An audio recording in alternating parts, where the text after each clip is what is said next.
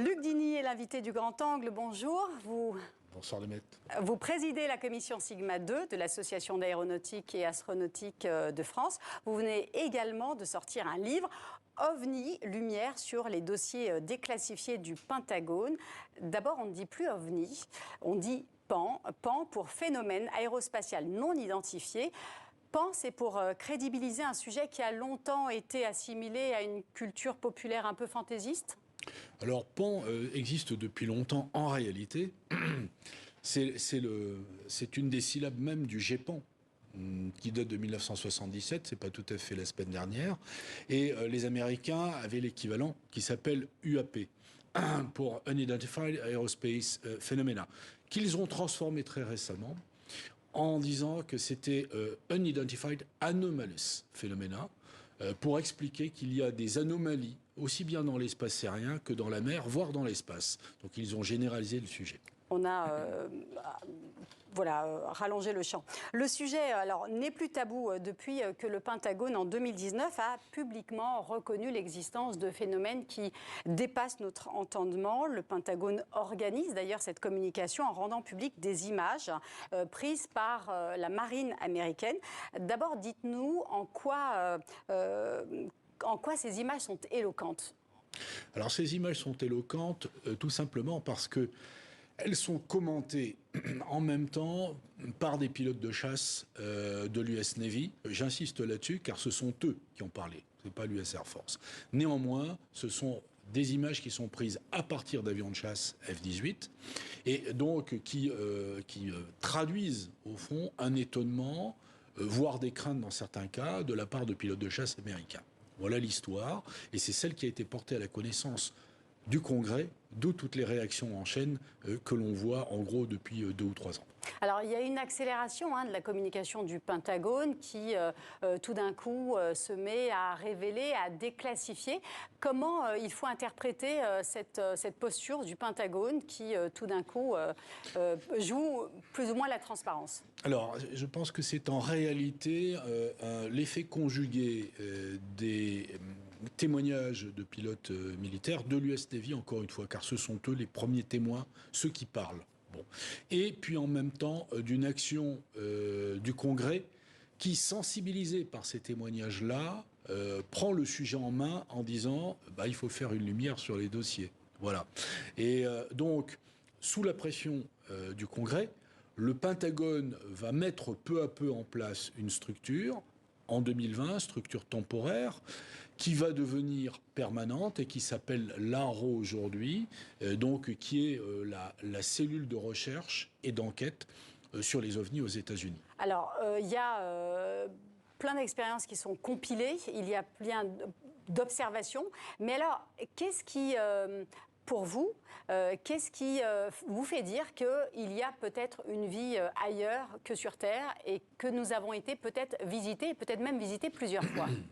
Alors, je ne le dis pas tout à fait comme ça, mais ce que l'on dit... Oui, mais... En fait, ce que je pense, c'est qu'il y a des cas qui sont non identifiés, avec des caractéristiques qui sont des caractéristiques, par exemple, de vitesse, d'accélération qui sont très étonnantes, qui sont signalées donc par les Américains, dans l'espèce de portrait robot qu'ils sont en train de dresser. Il y a des aspects qui sont aussi très étonnants, c'est l'instabilité, en fait. C'est vu au radar, c'est pas vu au radar. C'est vu en infrarouge, c'est pas vu en infrarouge. Enfin bref, il y a une instabilité qui n'est pas qui ne correspond pas au comportement des avions, des aéronefs habituels. Il peut y avoir des changements de forme, des émissions électromagnétiques bizarres. Donc c'est l'ensemble de ces faits-là qui font que ces caractéristiques sont un peu en dehors de l'épure.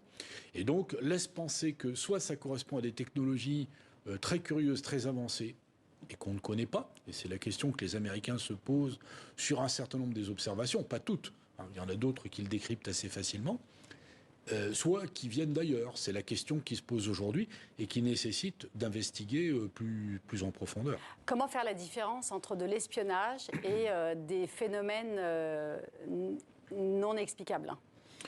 À l'heure actuelle, au vu de nos technologies Au vu de nos technologies, on ne sait pas encore faire de drones qui vont voler pendant des heures à 10 000 ou 20 000 mètres d'altitude, à très basse vitesse, sans qu'on puisse distinguer véritablement de systèmes propulsifs, d'émissions thermiques par exemple, etc.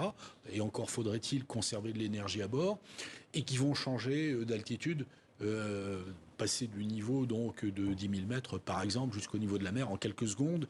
Ça, ce sont les observations qui ont été faites par les Américains.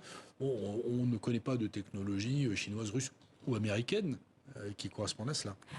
Il y a aussi, alors donc cet été, le Congrès américain a organisé une audition de militaires américains et il y a l'une des personnes auditionnées qui a dit: je peux vous dire que les États-Unis détiennent des extraterrestres, on va les appeler comme ça, je ne sais pas comment les appeler. Quelle crédibilité apporter à ce témoignage ? C'est difficile d'apporter une crédibilité sans avoir des éléments qui sont des éléments concrets. Et d'ailleurs, le témoignage qui s'est fait sous serment, mais dans un cadre déclassifié, c'est-à-dire qu'il n'y avait pas la protection du secret pour qu'il puisse s'exprimer davantage devant des personnes qui n'étaient pas habilitées, il y a un questionnement parce qu'il n'a pas vu directement les choses. Toutefois, au crédit. Donc on n'a jamais... Est-ce qu'il existe des images que le Pentagone ne voudrait pas divulguer, par exemple ? La réponse, c'est qu'on ne sait pas, car tout cela, le cœur du sujet, si vous voulez, c'est qu'il y a des mesures de secret qui sont appliquées, qui sont très sérieuses, ce qu'ils appellent des projets à accès spécial, qui existent aux États-Unis sur différents sujets. Il semblerait que celui des ovnis fasse l'objet d'une telle protection. Donc en réalité, le Congrès a essayé de mettre en œuvre, et c'est une décision qui date du mois de juillet à la faveur de ces témoignages-là, une décision pour obtenir une loi, la loi de programmation militaire, assortie d'un article de déclassification, c'est-à-dire de levée du secret, pour que les gens puissent parler sans être poursuivis. Car si vous violez un secret et que vous avez signé des engagements, vous êtes susceptible d'être poursuivi par l'État. Donc c'est ce qui se passe aux États-Unis, et il y a un débat qui a commencé au mois de juillet et qui est en train de s'achever en ce moment même, car les mesures de rupture du secret qu'ils ont proposées n'ont pas été agréées. Donc ils sont en train de chercher des subterfuges. Mais alors comment comprendre que le Pentagone à la fois divulgue et en même temps cache ? Donc ça crée quand même un flou. Le Pentagone divulgue très peu de choses. Pourquoi le Pentagone ne veut pas, par exemple, s'exprimer sur ces extraterrestres possiblement montrer des images, par exemple ? En fait, le sujet est extrêmement confus de ce point de vue-là. C'est-à-dire qu'il donne une posture d'une certaine transparence, tout en disant, effectivement, les témoins en question ne peuvent pas témoigner car c'est l'objet d'un secret, et on ne veut pas lever le secret. Quelle est votre intime conviction à vous ? Mon intime conviction, c'est qu'il y a un vrai sujet de protection, c'est un fait. Sur la question de la récupération de débris, etc., je n'en sais personnellement rien. Ce que l'on sait en revanche, et dont je parle dans le livre, c'est qu'il y a un programme de recherche de récupération de débris de satellites, de signalement de rentrée atmosphérique, y compris de signalement d'OVNI, qui était fait tout autour de la planète par le réseau des ambassades. C'est un programme qui s'appelle Moondust, et donc qui a bien existé. Donc il y a une coopération internationale sur cette question-là ? Il n'y a pas une coopération internationale. Ce sont les Américains, avec leurs structures, leurs ambassades, etc., qui faisaient une veille à l'échelle de la planète, alors même qu'on disait ne plus mener de recherche sur les ovnis. Donc il y avait un intérêt sur ce sujet, mais aussi pour récupérer, pourquoi pas, un satellite d'origine, je ne sais pas, chinoise, russe ou autre, qui serait rentré. Partant de là, il y a peu de distance à franchir pour se poser la question de la récupération éventuelle de débris d'engins d'origine inconnue. En tout cas, la logistique qui était. Voilà, c'est tout ce que l'on peut dire. Après, le reste, c'est sous le sceau du secret. Il faudrait lever les clauses pour en savoir davantage. Quelle est la position française par rapport aux PAN, aux ovnis ? La position française est assez différente, dans la mesure où l'existence de phénomènes inconnus, non identifiés, a été l'objet même d'une intervention télévisée, je crois, ou radiophonique, d'un ministre de la Défense, qui était Robert Gallet, en 1974. Donc le ministre de la Défense dit à l'époque: nous observons depuis une vingtaine d'années, nos militaires observent des phénomènes totalement inconnus qu'on ne comprend pas. Donc on n'en a pas fait mystère, ça a été déclaré, et une agence a été créée.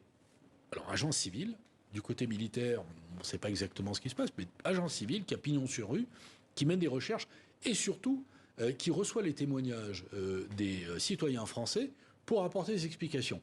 Soyons clairs, les États-Unis n'en sont pas tout à fait là, car l'agence du Pentagone a établi un site web l'été dernier.